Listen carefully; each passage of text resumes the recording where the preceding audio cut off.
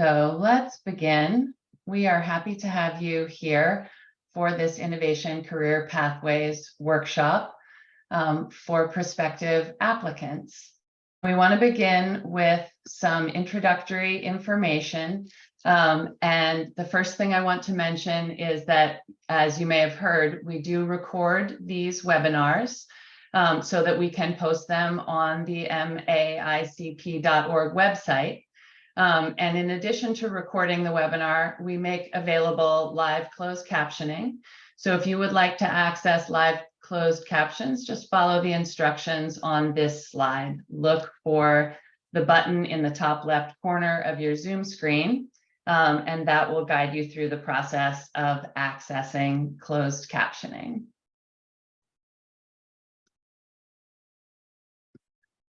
As we get started, I want to introduce some of the people who are here today to make this workshop possible. My name is Annie Leonard, and I am with the Center for Collaborative Education, the Innovation Pathways lead there.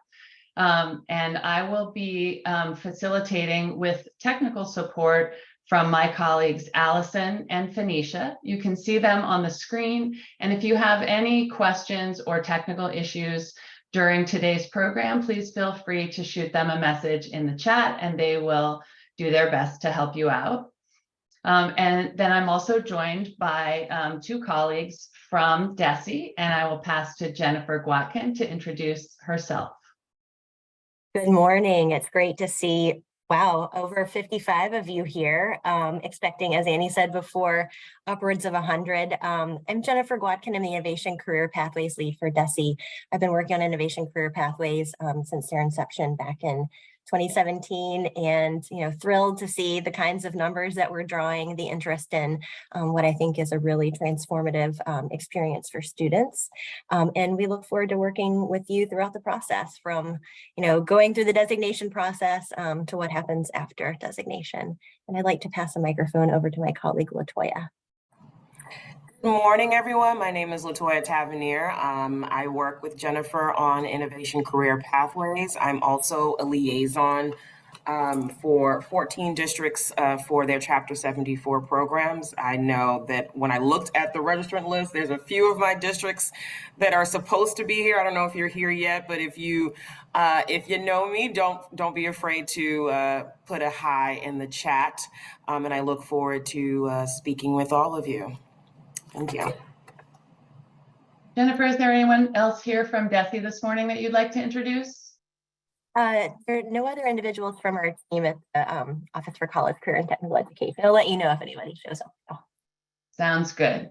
And of course, we have a panel of guest presenters from the Bourne Public Schools, and you will meet them in a couple of minutes.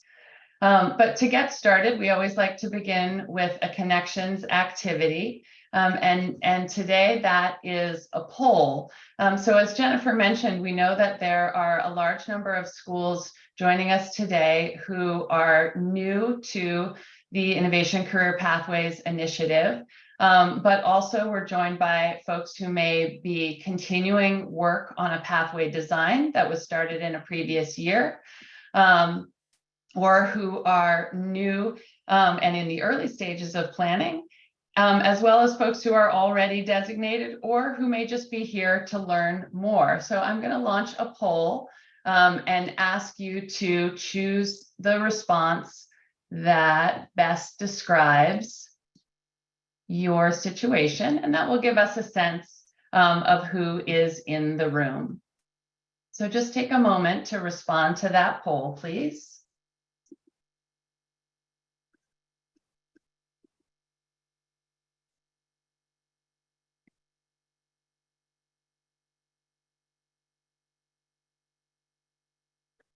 And while you're doing that, I just want to let you know a little bit about the Center for Collaborative Education.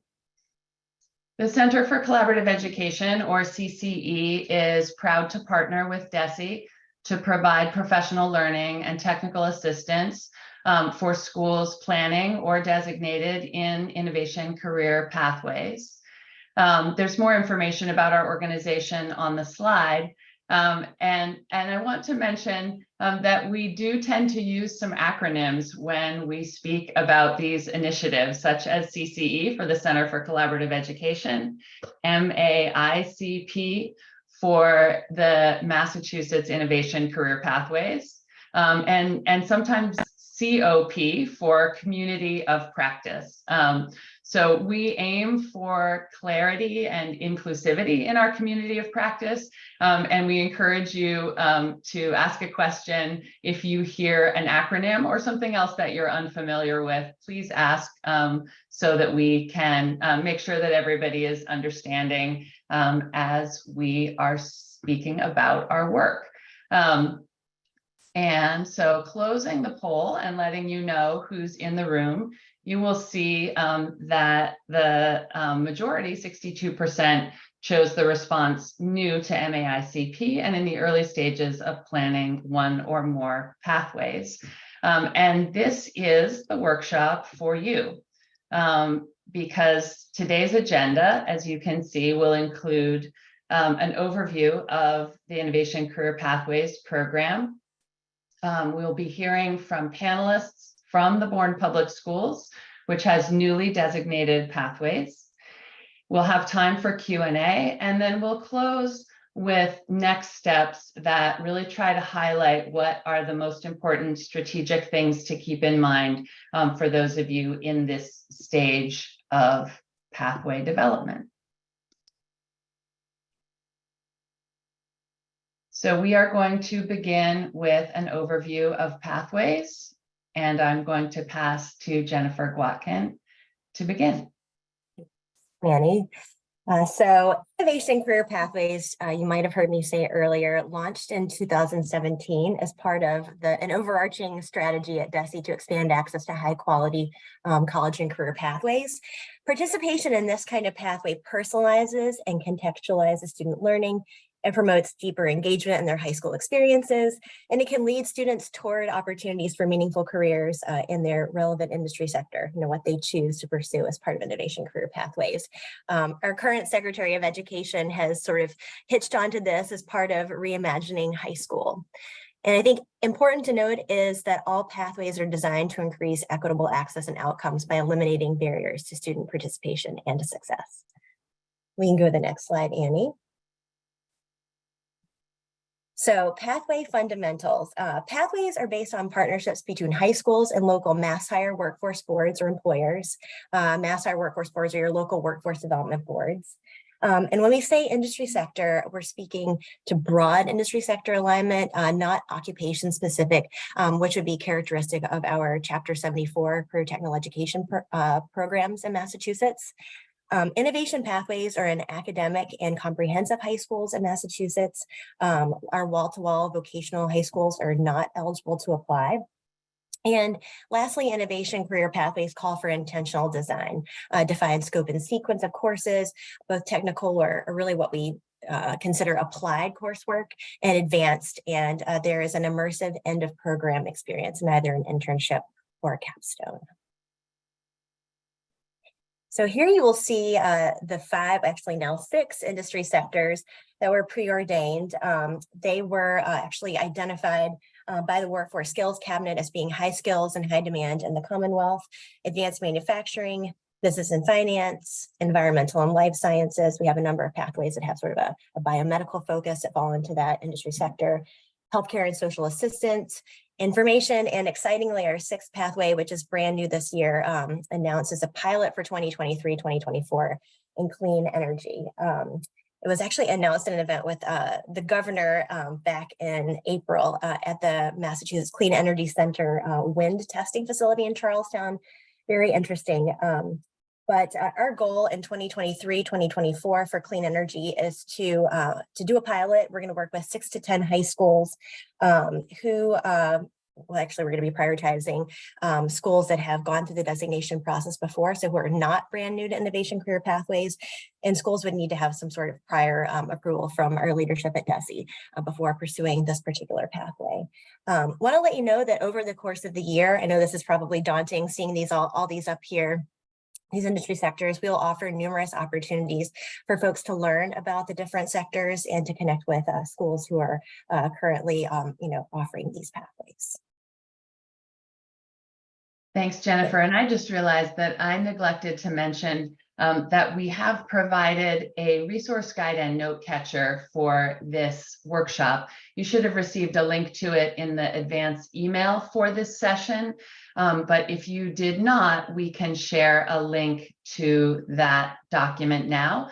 It's a Google Doc that will force you to make a copy of it. And when you are in there, you will find all of the links that we know we're going to share during this workshop. So those are linked in the resource guide, and the second page is a note catcher for you to note down things you're learning or questions that are coming up as you listen to the presentation today. Thank you, Annie. On this slide, you will see the current pathways by sector. We have quite a few, which you'll see the total amount on the next slide. Not going to make you do math, but manufacturing continues to be in the lead. There are 47 pathways, across our 78 schools that offer innovation career pathways at present. Healthcare and social assistance is in close second, and 15 of the 16 Mass Hire boards are involved in innovation career pathways. So now the current landscape, you can see we have a total of 183 designated pathways in 78 schools across the Commonwealth, from Nantucket Island, all the way to the Berkshires. And in fall of 2023, we'll have over 820 additional students in the newly designated innovation career pathways, which will bring the total number of ICP participants to over 6,500 students. And if you want a full list of the designees, I will put a link in the chat to where you can find that on the Innovation Career Pathways DESE site. That one is also linked in the resource guide. Thank you. All right. Didn't realize we got there already. So innovation career pathways are grounded in 5 guiding principles, which work together to provide a framework for the pathway experience. As you can see on the slide, that it is equitable access, guided academic pathways, enhanced student support, connection to career, and effective partnerships. Receive designation, applicants are required to demonstrate that its pathways are rooted in all 5 of these guiding principles, and I'm going to go over how you can demonstrate that. So next slide. Thank you.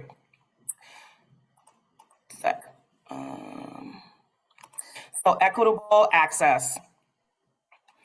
Equitable access, the aim of this principle is to keep entry into an ICP pathway as open as possible, particularly with regard to prior academic performance. The ICP programs are to be designed and funded such that it will be offered free for all student participants, including tuition fees and other related expenses. For guided academic pathways, designated programs must include a scope and sequence of a minimum of 4 courses, with 2 of the minimum courses, a minimum of 2 of the courses have to be technical courses related to the pathway's industry sector concentration. The other 2, you have to have a minimum of 2 advanced college level courses that provide the student an opportunity to gain dual enrollment or AP or IB college credit. The technical courses may not, and I will repeat, may not overlap with the required 2 college level courses. There must be a 4-course sequence, and students also must complete Mass Core requirements by graduation with this principle. And on the next slide, you'll be able to see an example of a scope and sequence, but we'll get there after I finish the next principle. Enhanced student supports. To demonstrate this principle, designated programs should identify potential academic and non-academic challenges for a diverse population of students. So all of your students, but especially those with high needs. So we're thinking students with disabilities, those who are multi-language learners, paying attention to all of your students and potential challenges that they may have to complete and be successful in the program. You must also include plans and appropriate contacts for supports for academic, non-academic, and career purposes, including but not limited to counseling and advising, tutoring, both at the high school and at the post-secondary level. Next slide, please. Now, this is the example I was talking about, the scope and sequence. So this is an example of what it would look like if you're going from 9th to 10th grade, where you can see the possible electives that the student may take, and you can see the pathway that they have to go through. It also, on the far right, shows you some of the career immersion or exploration activities that they might be doing during each school year. And so it should be very clear when a student joins into the program, the actual academic pathway. What do they have to take? When does it come in the sequence? When can they take it? So this is an example of what we're talking about, where it doesn't, the technical courses and the academic courses cannot overlap. We need to see a minimum of 4 separate courses, 2 technical and 2 advanced. Next slide, please. Continuing with our last few principles. One sec. Connection to career.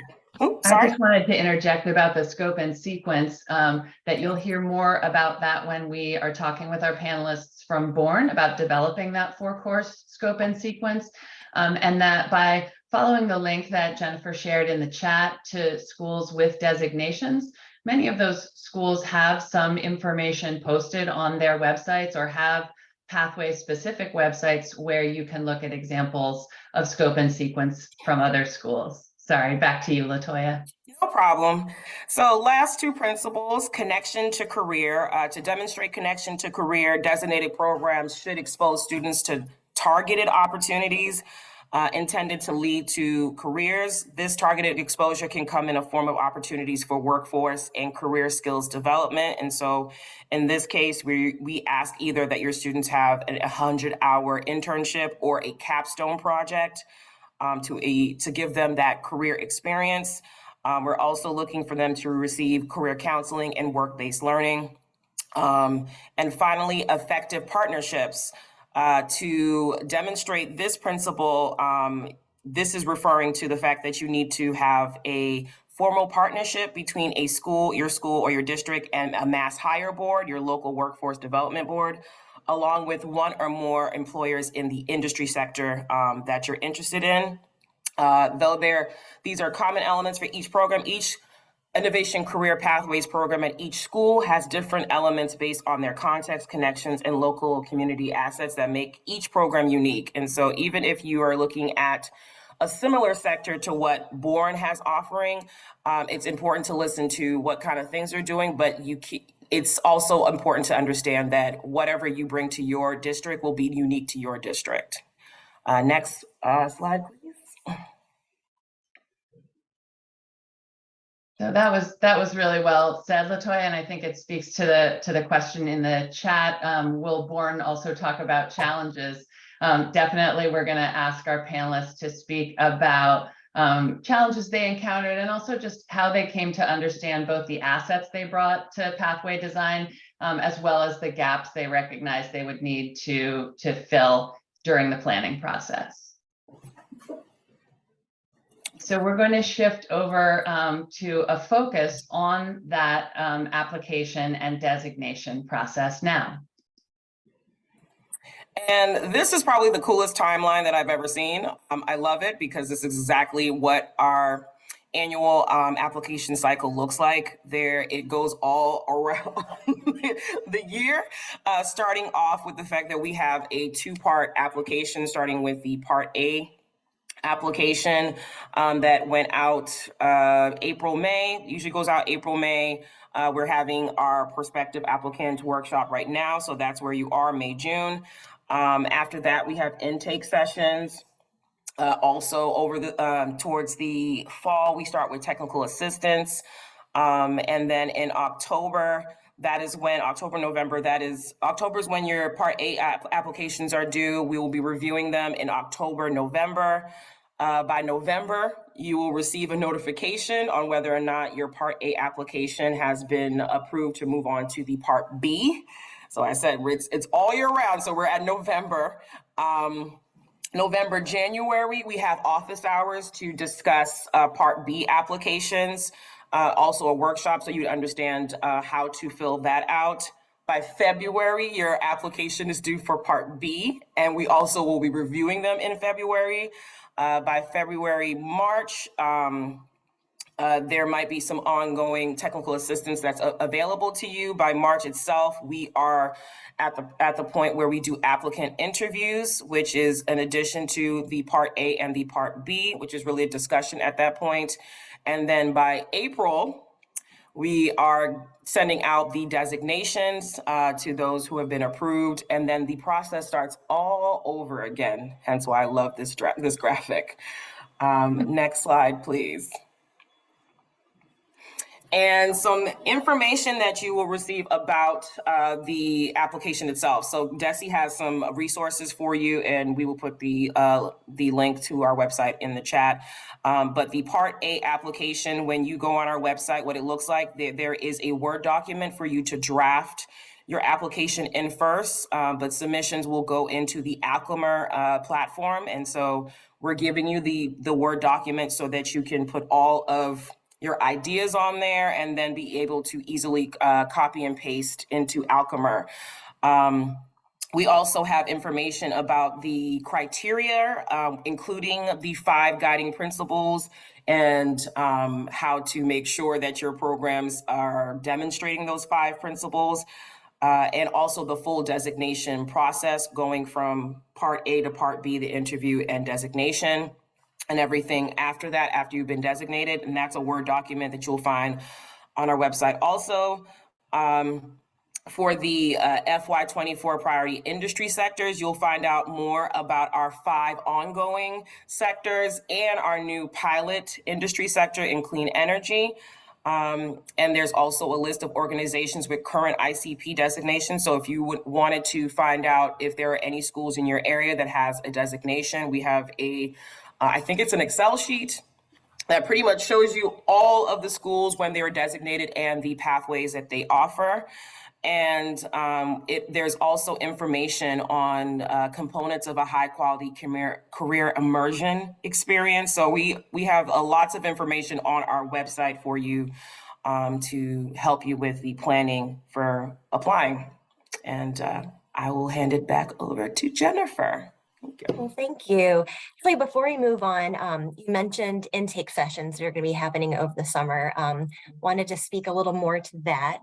So during the months of July and August, actually, I think it's July 11th or 12th through August 30th, 31st, right before the Labor Day holiday, we will be offering prospective applicants an opportunity to sign up for a one-on-one with DESE staff to go over sort of any questions you have, to get a sense of your challenges. Really, it's intended to help you feel supported. Hopefully that came through really loud and clear with what LaToya was saying about the amount of supports that we've infused in this process.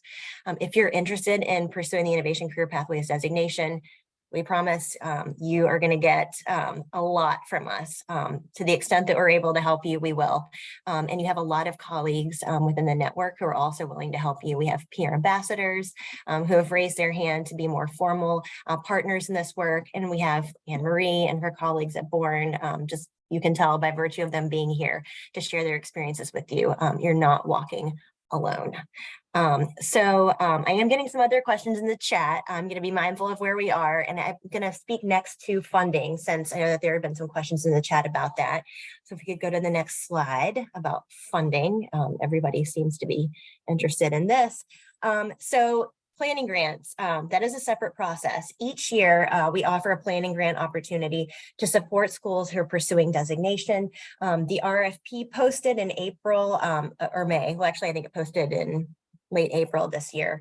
That's historically when we post it. And submissions are due this year in June at the end, actually May. What month are we in? We're in May, but they're due June 15th. and we will announce the awards in July. It's a competitive process, which means that we have a finite number of dollars that we're able to award. We actually have capacity to award 25 awards this year. So this is actually the first year that we have a truly competitive process whereby if we get more than 25 awards, we're going to have to make some decisions as far as who gets the awards. We will be giving preference to schools who have not received funding from DESE in the past for Innovation Career Pathways. And we will be focusing our attention on schools that serve higher than state average percentage of low income students. So do keep that in mind. We encourage you to apply, but want to put it out there that we have significant demand for funding opportunities for this. So there are also, if you secure the designation, there are implementation grants for newly designated programs. The maximum dollar amount for fiscal 24, which will be this next fiscal year, is $75,000. And we have support grants for years 2 through 5 of the designation. So for programs that are getting to be a little bit more mature, and those in the amount of $50,000. What can you use the funding for? Well, a variety of things. I would say on the planning front, it's going to take you probably some extra time outside of your regularly assigned duties to pull this off. So a lot of folks use their planning dollars to stipend individuals who are going to be heavily involved in this. So stipends, curricular resources. A lot of people use it to engage with their mass hire boards and with industry, professional development, instructional related supplies and materials, MyCap development. That's something we're going to expect you to do.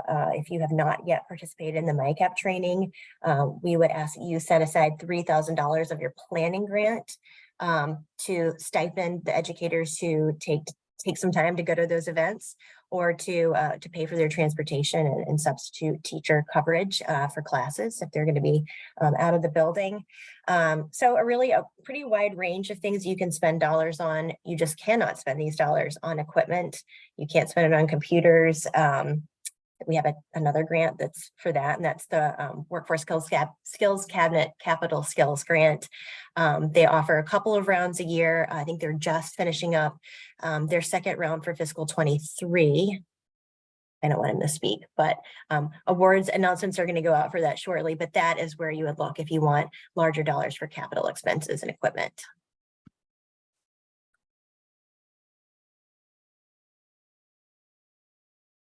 All right, so you may have noticed as you are checking out the links that are being shared and learning about the resources and supports that are available, that there are a number of critical resources and documents that are housed on the DESE site, and you certainly want to become familiar with everything that has been pointed out by Latoya and Jennifer there. But we're going to turn our attention now to talk a little bit about maicp.org, which is the website for our community of practice for Innovation Career Pathways. And we will share a link to that site again and again. Please do bookmark it because on this page you will find information including upcoming events for the community of practice and how to register for those. So around the cycle of the year, we offer a variety of online events and in-person events that are designed to meet the needs of people and teams and schools in a variety of stages in the community, in the development of their pathways. So there are events that are open to everyone and are about topics of broad interest across the community of practice. And then there are also more specialized events like this one, which is intended to provide introductory information to people who are relatively new to the process. So in an event like this one, of course, there's no way we can go into a great deal of depth on some of the really important topics, such as designing pathways for equitable access and inclusion and outcomes, or developing high quality capstone and internship experiences, So we offer a lot of specialized webinars and workshops that target these topics of interest, as well as professional learning communities that are designed for more topic-specific and practitioner-driven dialogue about topics in pathway development. So information about all of those events will be posted for the upcoming school year, and you can find that on the events registration page. We also have an events resources page that contains archives of all past events by category. So if you would like to go back and look at the recording or the slide deck or resources that were shared for past events over the last 4 years by category, you can search those on this website. In addition, on the website, you will find information about this year's cohort of peer ambassadors. They are finishing up what has been a really spectacular year of facilitating, coaching, advising everyone in our network through one-on-one contacts, sometimes even through site visits and sharing resources. We're really proud of the collaborative community and the generosity of members of our network, and that really enables all of us to grow and learn together. In addition, on the website, there is a network contact list for those who choose to participate in it, and information about the folks who are your facilitators today, the Innovation Career Pathways team. Also on the website is the home of what we call the Innovation Career Pathways Toolkit. So the toolkit is where we curate a collection of resources designed to support schools and their partners, mass hire boards, employers, and others in all phases of working on your pathway development. As has been mentioned, pathway design and development and implementation is really context specific. So to do that well, you may need to access a variety of these resources, and some of them may not be relevant to your circumstances, but we encourage you to check them out. We're always adding new resources to the toolkit, especially to section 4. So this toolkit is organized into sections. In section 1, you'll find some links to some of the DESE resources already mentioned today. And in section 2, further resources that are about the high quality college and career pathways area and our guiding principles that LaToya reviewed earlier. In section 3, there are resources on the pathway design process. And then in section 4, here's where we are posting articles, guidebooks, protocols, templates, and importantly, example documents that are generously shared from the field. So things like sample scope and sequence or memoranda of understanding that are developed by people in the Innovation Career Pathways community. So we encourage you to check those out. And if you find something there that you want to use or adapt, to give credit and to say thank you to the creator if that's possible. There's also an FAQ that's part of the toolkit, and that is a cross-referenced and frequently updated document where we try to address a lot of the questions, including some of the ones that have come up already today.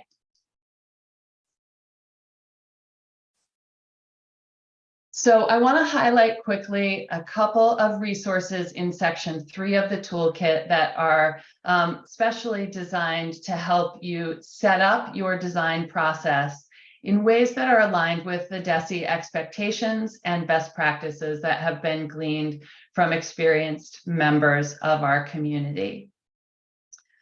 So this is a screenshot from that section of the toolkit. And under the phase 1 tab, Build a Vision, you will find a document called Building an Inclusive Team. And we'll share the link to that now. It's also in the resource guide. And this is a document that is really intended for you to take your earliest steps in the design process from a place that includes the perspectives and experiences of a wide variety of important stakeholders in your community. And that might include local employers. It might include students and families who represent historically marginalized groups. It might include student perspective, but this document will help you identify and build that team. I also want to point out a document that lives in the phase 3 section of this page of the toolkit. So phase 3 is the designing and planning phase. And one of the tools that you will find there is one called the Preliminary Criteria Planning Tool. And this is intended to walk you through a process of consideration around the indicators. So many of the points that LaToya reviewed when talking about the guiding principles are covered here, and you have an opportunity to assess where your team and where your school and your plans for your pathways are meeting those indicators, and where you would have further work to do in terms of the design process in order to be ready to apply for designation. So that is a very kind of tightly structured tool, and acknowledging that a different format might work better for where some of you are in the process. We've also made a version of this which is a little more open-ended and has open space for a team to brainstorm and note initial insights and questions. And this one actually ends with a place for your team to note questions that you might want to bring to an intake meeting. So Jennifer described those intake meetings that will happen over the summer. And this document invites you to review your current assets and your current challenges, and then identify some key questions that you would want to ask a DESE staff member in an intake meeting this summer. Okay, so lots to think about, lots of resources to explore. So we are going to transition in a moment to hearing from our panel, but I will pause and just ask my co-facilitators if there's anything that's come up in the chat that you want to address before we move forward.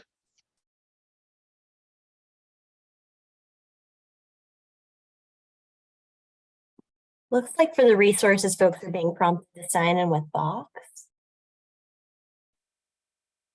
I see that comment in the chat, and so I'm going to ask my CCE colleagues to check that out. And if we're not able to share a corrected link during the workshop, we'll make sure that it goes out in the follow-up email tomorrow to everybody who registered for today's session.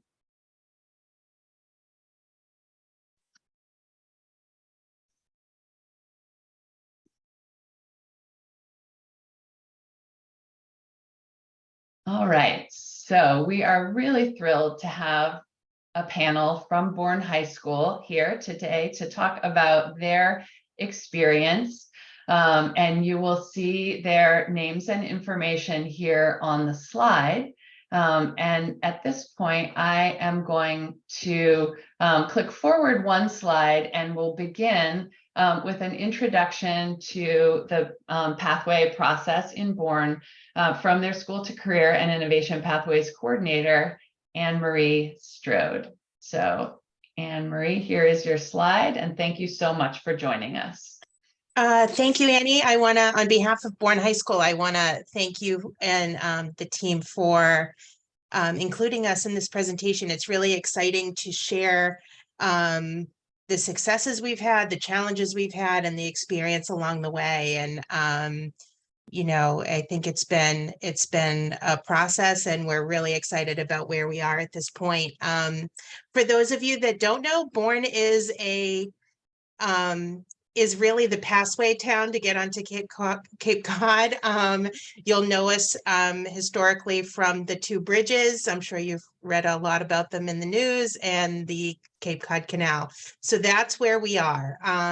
We are home to 354 students. As our principal, who is also on the call, would like to say, we are small but mighty. We currently have, and we're very excited about, our 3 designation pathways. We rolled out in fall of 22, so this past September, a business and finance pathway, as well as a life and environmental science pathway. And we just recently were awarded designation for a healthcare or health sciences pathway. You'll notice the images at the bottom of the slide, and those are things that we're very proud of, and we'd love to chat more about in this call. You heard the panel talk about grant funding, and we have been able to access a bit of that, specifically the Skills Capital grant. And we were able to create these learning spaces.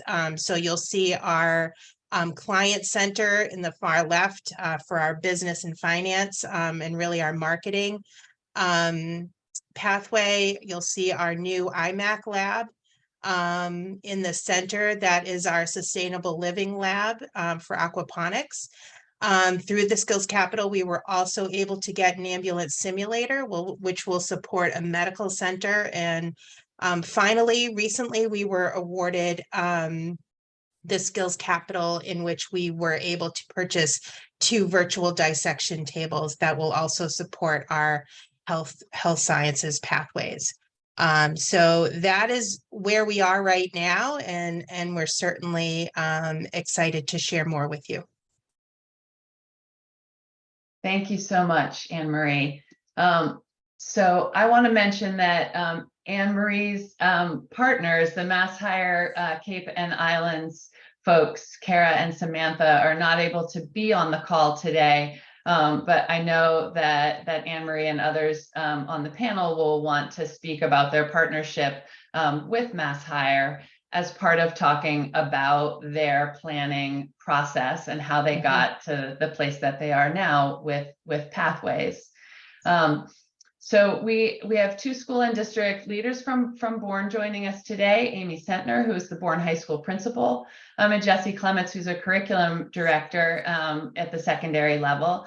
And so I'd like to ask Amy and then Jesse to speak to us a little bit about your perspective on why you chose to go in the direction of innovation career pathways, and how the design and application process went. Thank you. Hi, everyone. Good morning. I know it's a busy time for everyone, so thanks for joining us. We have really been focused on equitable access for all students to grade level work, and really thinking about ways that we can maximize outcomes for our students by removing those barriers. We've been engaged in a lot of professional development around UDL, and this really was in line. This next step was really in line with what our focus is as a district, and more specifically as a high school as well. So Anne Marie really was the go-getter, hitting the pavement early. She developed a course in career exploration, and from that course, as part of that process, she was gathering information from our students in the form of feedback at the end of the year, and really gathering their input in terms of what they were looking for. And the glaring need that was recognized through that process was that students really wanted to see themselves in their work and really connect it to real world. understanding the why. Why do I need this? Why is this important? And that was just glaringly obvious. We did some research on the Innovation Pathways program, and that just seemed to fit all of those things that I just mentioned. And thanks to her, we really hit the ground running. We created this. We dedicated our time and resources and implemented the position for her to be the Career Exploration and Innovation Pathways Coordinator. So we were fortunate enough to apply for funding and receive grant funding to support all of the great innovation spaces that Anne Marie mentioned, and really develop our coursework around designing programming that really fostered student interest and opportunities for hands-on learning. So gosh, as sitting through this, we went through this same webinar before we started programming here at the high school. And I will say that when you were talking about the pathways design process and the related documents, that was critical for our implementation. It was really critical to do a deep dive in terms of what we currently had with respect to capacity and what we were already offering, and also really working closely with Mass Hire, a local, Kara and Samantha, but also Jennifer Guakin was a tremendous resource, met with us repeatedly, rolled with our questions and our sense of humor along the way. So thank you, Jennifer. But really just focus on those plain documents were really helpful in us focusing on what capacity we currently had, where we wanted to go, and what makes sense in terms of rolling it out initially that had meaning for our students, for our community, and for our course offerings, so that we could expand from there. So I'm going to turn it over to Jessie. Great. Thanks, Amy.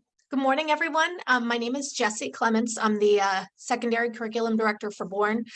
So I only started here on July 1st. So I have not necessarily been a part of the history of implementing pathways. I was writing some notes down thinking about what I might say. My impression in the almost full school year that I've been here of why the pathways, it's really just that opportunity to give students access to some technical courses and investigate some career opportunities they may be interested in. And then by the end of their senior year, they may say, oh, no, that's not what I'm interested in, and go a different pathway. And they're not stuck.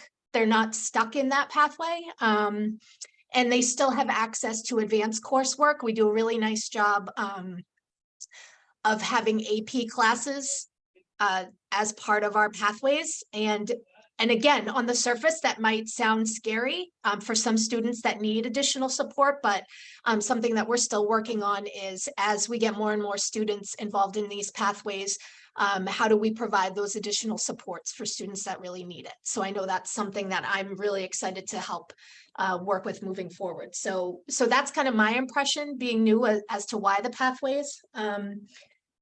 In terms of kind of like how the design process works, and so now we have 2 implemented pathways, and we're looking to implement the 3rd one next year in the schedule.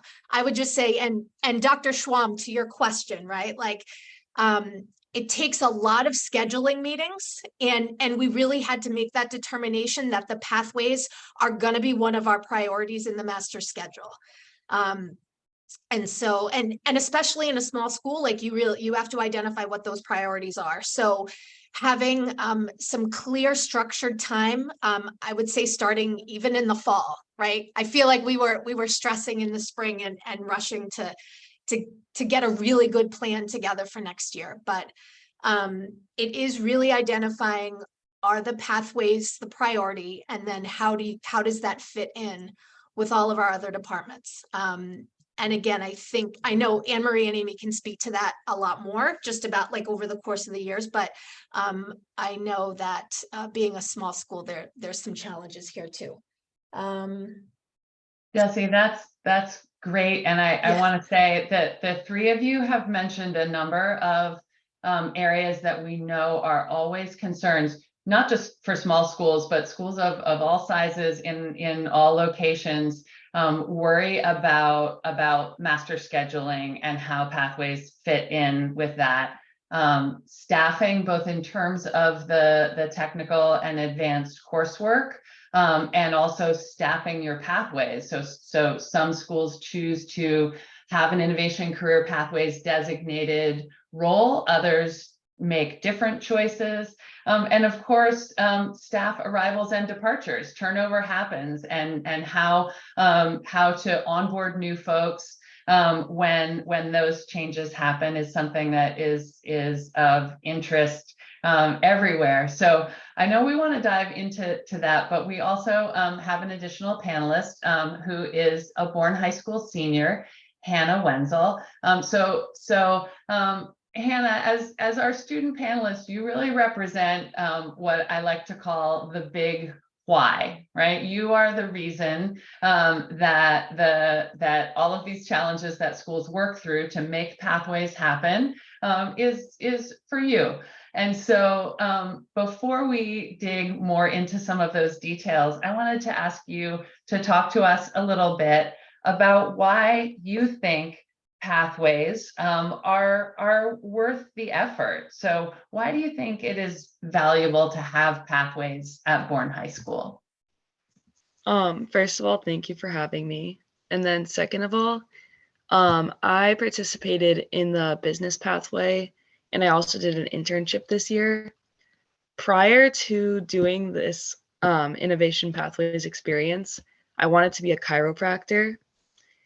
And just speaking from my personal experience, I would never be a doctor. I would be an awful doctor.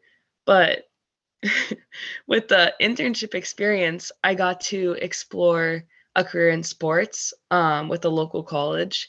And in that, I discovered what I wanted to do in my career. So next year, because of Innovation Pathways, I'll be majoring in sports broadcasting and journalism, where if I didn't have that experience, I would be going to school to be a chiropractor, and I'd be wasting 8 years of my life doing something I don't want to do.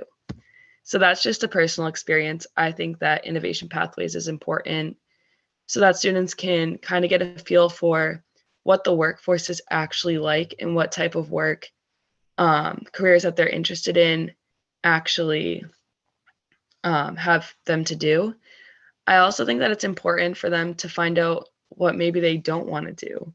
Because in my experience, I decided to take the internship as an opportunity to explore a career in sports because I've always been an athlete. I've never really thought about working with sports teams, but I thought it would be fun.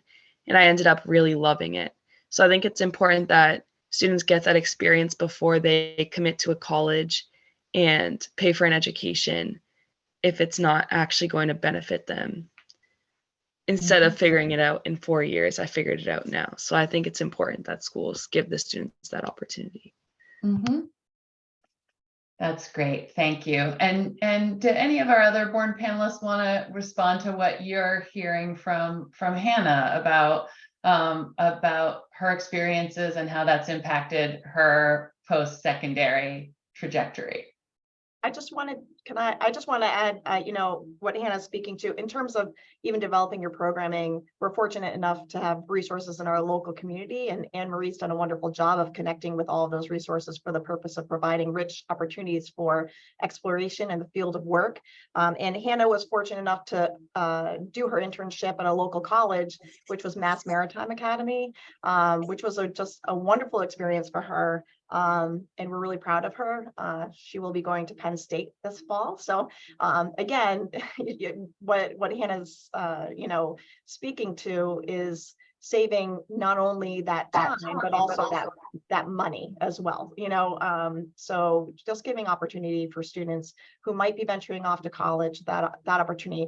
But it's also equally important for students who have other paths in terms of post-secondary exploration. And I'll leave that to Anne Marie because she does a wonderful job explaining that. I think that, we're really, this group of seniors engaged in some of the technical coursework that we had rolled out for this year, just simply because of where they were in the process. And that we had 37 students participating in our senior internship program this year. And it really is a credit to the students and their determination and perseverance through trying something new. And that's what all of this is about, right? Is taking a risk and trying something new, whether you are a student doing that, or whether you're a teacher doing that, or whether you are a district doing that. And the risk paid off for these students. We now have almost 60 students registered for our senior internship next year. So the work that they're doing with regard to this path, you know, in order to figure out what they want to do in their future is so important for them. And we didn't just hear it from Hannah, who I'm enormously proud of, but from all of the students. They were able to, and I think what was important that was said earlier is that this is about the industry sector too, not about a specific career. So it was about exposing students to what is available to them. And I think that that's really important because I am the teacher of the career readiness class this year, and those are grade 9 students. Well, when you're 14 years old, you're not really, you're always asked the question, what do you want to be when you grow up? But you don't really know what's available to you. And I think that through the pathways, they're able to dive into that a little bit more and see what is available to them within those sectors. As we all know, with the 16 career clusters, there are thousands of occupations that they can select from. And I think that just exposing them to what's available to them is really important. I think when kids come in, they only know of the careers that they are exposed to, right? Their parents, their family, friends, or, everybody wants to be a teacher when they're 6, that slowly fades away later on, but as they discover new things. So I think between the innovation career pathways and the internship program, we're able to provide students with those opportunities to seek out what is the best fit for them. And it's that exposure piece that's really important. And we're really excited about it. Anne Marie, I'm thinking it might be helpful for folks who are newer to thinking about pathways. If you could kind of look into the future and talk us through what it might be like, say, for in your newly designated pathway for an 8th grader who's finishing 8th grade this year, what their next 4 years might look like in the pathway in terms of coursework, but also work-based learning experiences, because I think it's so important that you mentioned things like exposure and awareness building, job shadowing experiences long before you get to the point of a culminating internship or capstone. Sure. And I want to even take us back even a little further, if I could. We're really starting this process in grade 6. Our middle school is on the same campus, so we have access to the middle school, and we try to engage with middle schoolers as often as possible. So they have been invited up to we just recently had our internship showcase, so they're being invited up to chat with our seniors. So we have 6th graders, 7th graders connecting with our seniors with that regard. So we also offer a step up night where they're able to come see our learning spaces and that sort of thing. So, and our middle school has engaged in MyCap this year. So all of those things together, students at a younger age, at grade 6, are starting to think about careers in some way. But in grade 8 specifically, we, the guidance department, and I have to recognize Kim Iannucci, who's our guidance lead. She is the best around, and I will hold her up to anyone. She is tremendous, and we work extremely closely together in this process in order to expose students. So should we go down to the grade 8 and we start talking to them, and we do presentations regularly about innovation pathways. We have presentations with their parents to just let them know what's happening. In grade 8, we asked them to do to fill out a form or a survey. On your resource guide, Annie, we shared I created a website for our school to career program, and you'll see those forms there on the as one of the links for middle school. And we kind of it's like a pre-application, if you will. Many 8th graders have choice in terms of where they're going to high school. We want obviously Bourne High School to be that choice, and but to give them an idea, to give us an idea of what they would be looking for as they come to Bourne High School. When they enter grade 9, all grade 9 students are required to take the career readiness class. It's a semester length course. And that's where we dive into specific careers. We teach them employability skills, and they leave the course with a professional resume, learning how to write professional emails, cover letters, and then they engage in an interview with a community member. So they get those practical skills as well. Moving to grade 10, students are at the end of grade 9, we are through that year, we are promoting and talking with students about innovation pathways. So we do ask students at the end of grade 9 to fill an application out to engage in it, to begin their work for innovation pathways. So they have really, if we're thinking about grade 6 on, they have about 3 years to kind of think about it, or at least hear about it. In grade 9, they're really, we talk about it a lot in our career readiness courses and about what opportunities are available to them. And then at the end of grade 9, we just, I'm doing some interviews now with students about career pathways, innovation career pathways. Once they do that, now we work with the guidance department to almost plan out their schedule. Being that they are required to have 2 technical courses and 2 advanced courses, we kind of lay that out with them, even as a grade 9 student. Not that there can't be some flexibility there, but just so they have an idea of where they're going. We believe that roadmap is really important for them in terms of course planning, because what we say to all our students, we want them to do everything. It's not just, we're not trying to turn out one-trick ponies. We're really trying to be flexible so that they are still able to do band, to do athletics, to do whatever it is that they want to do, to be part of the drama club, as well as be part of the innovation pathways. So we really work hard with the guidance department to kind of map out that with students and have really individual conversations with them. And then, grade 10 and 11, they're taking their coursework. I, as the currently the career coordinator, I'm checking in with those students. I'm looking at their grades. I'm working with the guidance department. If I see that they're dipping in some way, we try to bring in some supports to help them. We have an an intervention block called WIN that I see moving forward to be hugely helpful in this area, where we can provide more of those wraparound supports for our students. And then starting in grade 11, that's really where we start talking about the internship program. And we just concluded that application process.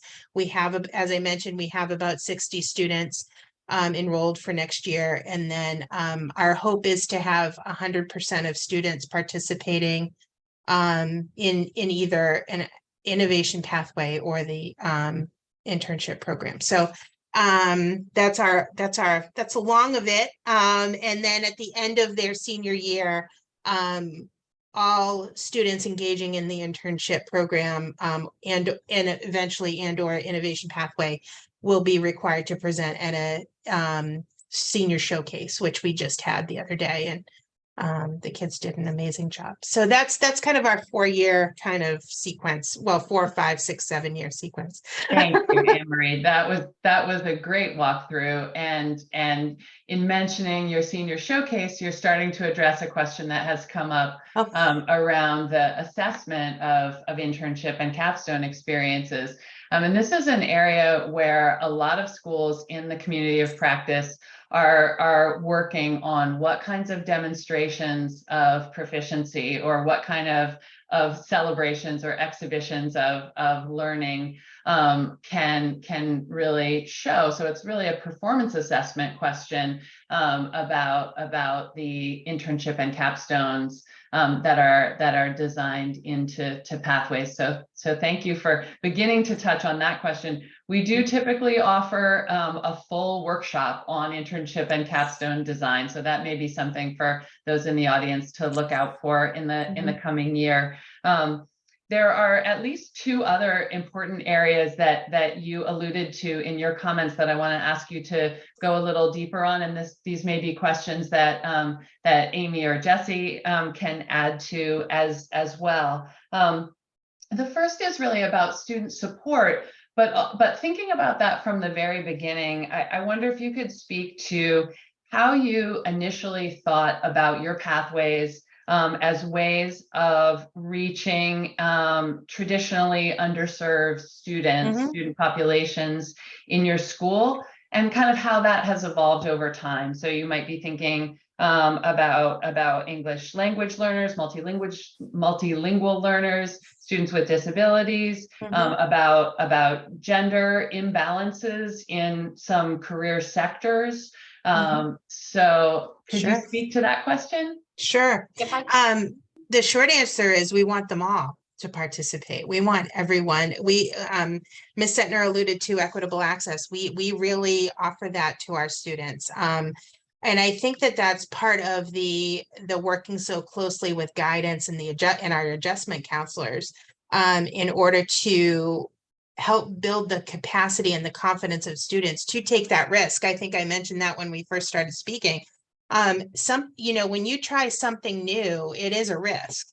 You're taking a little bit of, it's a challenge. You're taking a little bit of a risk there. And we want to support our students to gain the confidence to take the first step. In our pathways for year 1, it was literally me walking down the hall saying, you're applying for an innovation pathway. You're applying for it. I felt like Oprah walking down the hallway saying, you're applying, you're applying, you're applying. And we had about, and at the time I was teaching career readiness and personal finance. I had access to students in that way. So, and I think that, I kind of joke about it, but that building relationships with students is the key to this. And in getting kids to feel like they can do anything. The first year that this past fall, we had about 24 students participating in both of our in innovation pathways. This year, we've almost tripled that.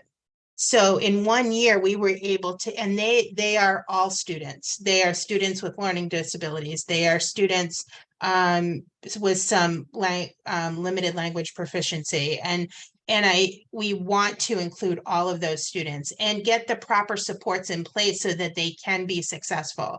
The one thing that I say in all of my classes, and Hannah can probably attest to this, I say to every student, I will never put you in a situation where you are going to fail. And it doesn't mean that you're not going to have bumps in the road. It doesn't mean that you're not going to have challenges, but it does mean that we are going to support you. And in the end, you will be successful. And I think that messaging is so important to students, because I really believe if students feel that one person believes in them, then they will try to move mountains, and I think that confidence is really important to instill in students. And I'm not sure if Hannah wants to speak to that, or if I don't want to monopolize that, because I can do that. I could, talk a dog off a meat wagon. So I think Amy wants to unmute, and I know there's also a question specifically about the WIN block and how you might be using that specifically to support students in pathways. So I Sure. just wanted to jump in, just to add to what Anne Marie was talking about. In our planning process, we have a lot of discussion around student accessing advanced coursework, whether it be AP coursework, which is the primary type of coursework that we offer, or dual enrollment, and really acknowledging that while we tout ourselves as a school who has open enrollment for AP, we don't deny any, we don't have a process, an application process or anything like that. We really try to encourage all students to consider taking AP coursework. We also knew that it could be perceived as a barrier. One of the things that we really focused on was how do we really build the skills in the capacity of all students. And we did adopt the pre-AP program as we came out of the pandemic. We were focused on acceleration rather than remediation, as all of us have been, and really creating opportunities for all students. So all of our students are enrolled in this in our pre-AP program. So we offer those offerings in all core content areas, as well as some of our elective areas as well, just to foster that acceleration and growth and access to grade level work, so that we are really mindful from the onset that we are building their skills and their capacity, creating a common language, and fostering those skills in all of our students to promote that equity and access. So I know I mentioned it before, you know, in terms of our focus on UDL, removing barriers and promoting equity and access. That was something that we had to think about to support the Pathways program, because we didn't want students to be fearful, for lack of a better word, of taking those advanced courses, and ways that we can support that in the WIN block, you know, extensions for students, support for students, really fostering that culture of, you know, you can do it. We know you can do it, and we're here to help you along the way. So just adding, I mean, Anne Marie did a wonderful job of covering the majority of that. I just wanted to add in that building capacity academically, and how we really thought strategically about that for our students. And I really hear you saying this is a full school effort. It's a full school team effort that the teachers who are providing the WIN block and the teachers who are providing the courses, the guidance team, the leadership team are all participating in, and it can take time to build that kind of team and support. So thank you for highlighting that. Did anybody else want to speak about how you have been able to build inclusivity and success for all students in your pathways? I think something that was important, and again, it's something that's prioritized in the master schedule, is our departments do have common planning time during the school day. And so Anne Marie joined me, and we did our best to meet with every single department in the fall to kind of just talk about the pathways, talk about how, especially for our science department, how it could really bolster those class numbers. And really, you know, a side piece of this is we're really trying to build our AP science program, and how the pathways can help with that too. So that's like, there was a question on here around like convincing teachers to take the risk. I think it was those face-to-face conversations. Also was selfish of me. I wanted to learn a lot more about the pathways. So I said, Anne Marie, come follow me around the school. And yeah, and we just you're have highlighting to, how sorry. You're highlighting how communication is really important, not just in the core team, but around the school building. And also that there are often ways where an innovation career pathways initiative can align with other improvement work that's going on in the school. And I think that's an important piece in terms of not feeling like it's piling on initiatives, but actually things that work well together so that everybody feels like they're pulling in the same direction. Yeah, Yanni, if I could jump in, that was really a focus for us, because when you're rolling out something new, you know, change can be hard for people, right? And how do you get that buy-in from staff and so forth? And part of the concern coming in was, how is this going to impact the enrollment in my classes? Is this going to pull students away? And really, and part of the work that we did through CPT was in, kind of comforting teachers in the fact that, no, it's actually going to draw students into your classes. You're going to have, more students taking your classes. And I think that's it. And I did notice that Hannah had unmuted for a minute, and I want her to, because I feel like her perspective is so great, especially from the student point of view, that if I could have her jump in.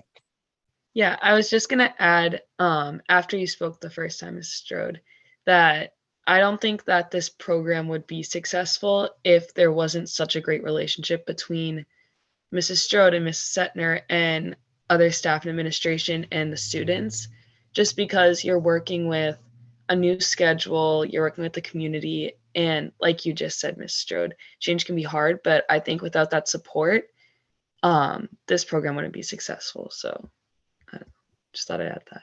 That's really insightful, Hannah, and I think you're highlighting one of the skill areas that we often really hope students will develop through participation in pathways, which is collaboration. So you're seeing effective collaboration in the school team, and that's certainly something that is critical across the different industry sectors where pathways are being developed. So thank you for that. Another area that has been alluded to that I think is of high interest to schools early in the process is forming external partnerships. So I would love to hear a little bit about how you selected your industry sectors and how with your MassHire partners, you identified employer partners to offer students work-based learning experiences. Sure. Well, first and foremost, building a relationship with your MassHire partner is critical. It really is. Their support through the process, and for us, it has been a lot of phone calls back and forth at just, what do you think about this? What do you hear from other schools about that? And really building that relationship with them. In addition to all the fantastic programs that they offer us. One specifically, that we work very closely with is the Artworks program. We are trying to put together an arts and communications kind of in-house pathway, if you will. And to have that connection with mentors, industry mentors and partners is so huge for our students. So that's something that we're really diving into. The other thing is for our students engaging in education, MassHire afforded us the opportunity to be able to pay our interns through a HiSEP grant. And those sorts of things are so critical, and it just adds another layer. And just, so the first thing I would say is definitely build a very positive working relationship with your MassHire board. When we first started kind of thinking about industry partners, I think you do. I grew up in Bourne. I am a Canalman myself. I went to Bourne High School. They can't get rid of me here, so I am a permanent placement right here at Bourne High School. And so, with that comes, I invest in the community, and I try to. And so the first step was to call on the people I knew. And I should preface that by saying, all of the industry partners that I sought were a direct connection to the interest of students. So the connection with the industry partners came second. My first step was really to talk with students and say, what do you want to do? What are your interests? What are you thinking about? And, that's part of the interview process. When I say I have interviews with students, it's more or less just conferencing and getting an idea of what they're thinking about. And we toss around some ideas, and I might say, what do you think about this? What do you think about that? They might say, yeah, that sounds awesome. Or they might say, and then I know immediately I have to shift gears and think about something else. So once we get that from the students, then I go out and seek support from the community. And, first I tap into the people that I know, obviously, but I will tell you that over the past year, we have companies and organizations coming to us and asking to participate now through this work. So we are as I said earlier, I'm in the process of finding placements or starting to find placements for almost 60 students.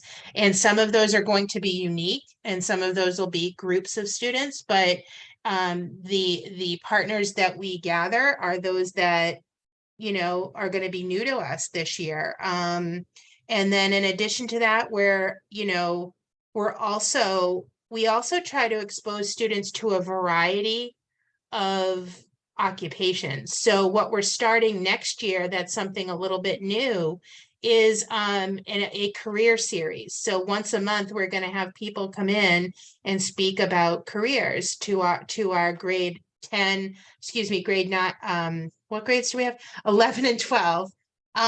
Because they're going to be offering job opportunities. So right now we have the Steamship Authority scheduled and we have UPS scheduled, both of who have reached out to us to come into our school to solicit, you know, to talk and solicit our students. So I think that, you know, the media helps with this, the success of the program helps with that, and building those partnerships with our local community. And also, I would say we invited all of them. We invite our entire community to share in the senior showcase.